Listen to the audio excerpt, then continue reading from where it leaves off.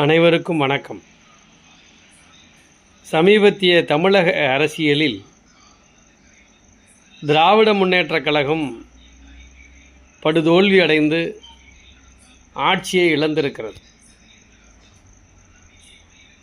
திராவிட முன்னேற்றக் கழகம் ஆட்சியில் இருந்த காலகட்டத்தில்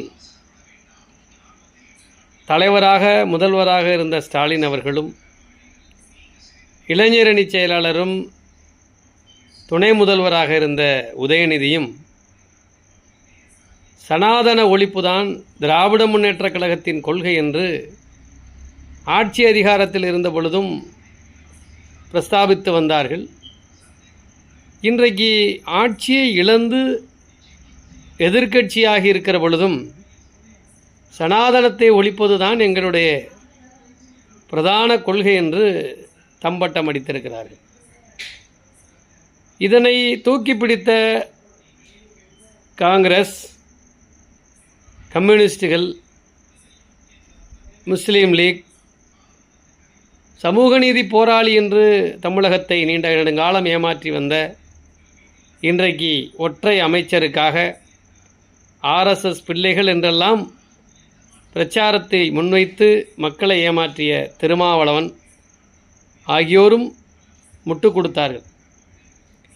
இன்றைக்கு வேடிக்கை என்னென்னா, மதச்சார்பற்ற வகுப்புவாத சக்திகள் ஒருபோதும் இணையாத ஒரு ஆட்சி தமிழகத்தில் என்று சொல்லிவிட்டு அங்கே இந்திய யூனியன் முஸ்லீம் லீக்கிற்கு என்ன வேலை, கிறிஸ்தவ இயக்கங்களுக்கு என்ன வேலை, அது எவ்வாறு மதச்சார்பற்ற ஒரு அரசாக அமைய முடியும்?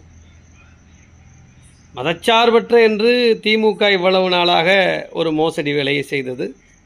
இன்றைக்கு ஆளும் அரசில் இருக்கக்கூடிய கட்சியும் அதே வேலையை செய்கிறது. அவ்வளவுதான். இந்த சனாதனம் என்பது ஒரு வாழ்க்கை நீதி.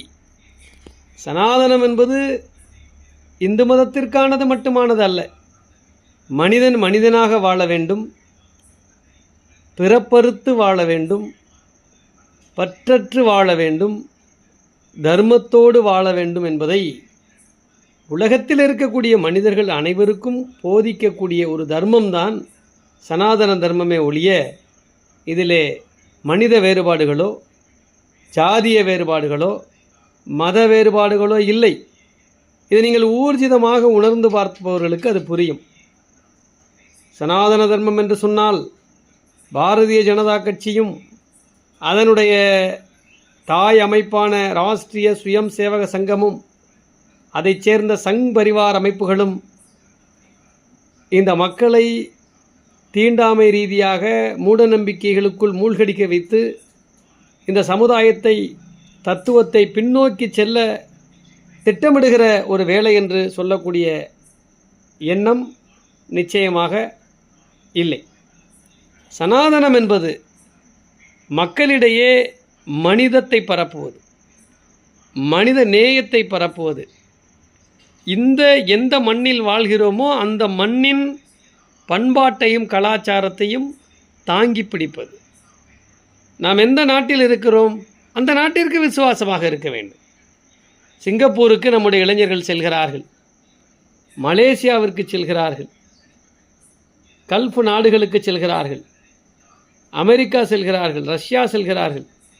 உலகின் பல்வேறு நாடுகளிலே நம்முடைய நாட்டவர் வேலை செய்கிறார்கள், வெளிநாட்டவர்கள் இந்தியாவிலே வேலை செய்கிறார்கள். ஆக அங்கே இருக்கக்கூடிய காலத்தில் அந்த நாட்டினுடைய சட்டத்திட்டங்களுக்கு உட்பட்டுத்தானே வேலை செய்கிறோம். அந்த நாட்டினுடைய சட்டத்திட்டத்திற்கு முரண்பட்டு வேலை செய்கிற பொழுது அந்த நாட்டினுடைய சட்டத்திட்டங்களால் எவ்வாறு தண்டிக்கப்படுகிறோமோ அதை போலத்தான் சனாதனம் என்பது.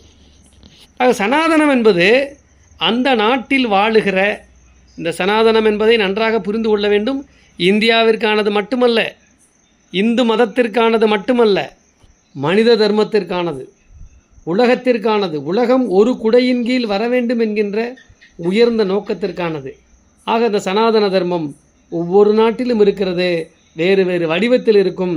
ஒரு சில நாடுகளில் சட்டத்தின் கட்டுப்பாடாக இருக்கும், ஒரு சில நாடுகளில் பாரம்பரிய பண்பாட்டின் கட்டுப்பாடாக இருக்கும், ஒரு சில நாடுகளில் கலாச்சார கட்டுப்பாடாக இருக்கும், ஒரு சில நாடுகளில் அந்த நாட்டினுடைய மண்ணின் அமைப்பை பொறுத்து, சித்தாந்தத்தை பொறுத்து, அந்த மண்ணினுடைய பாரம்பரிய பழக்க வழக்கத்தை பொறுத்தும் கூட அந்த சனாதனம் அமையும்.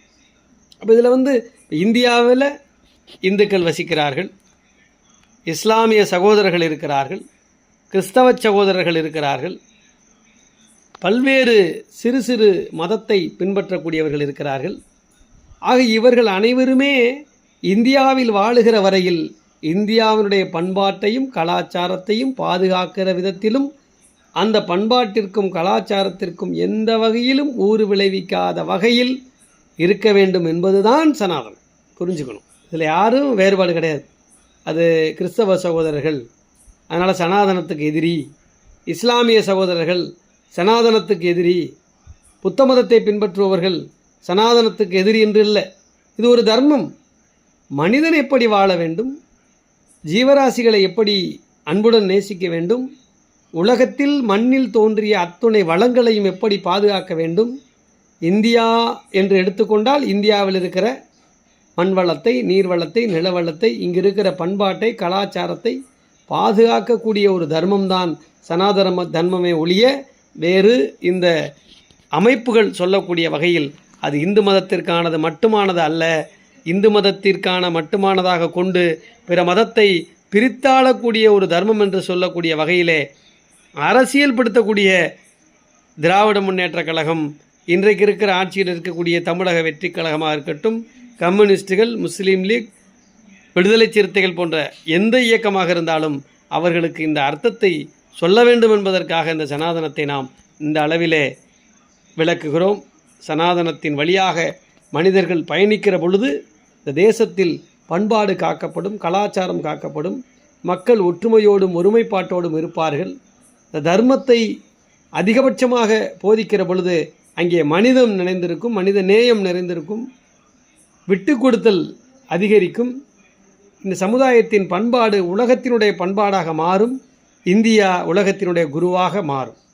நன்றி, வணக்கம்.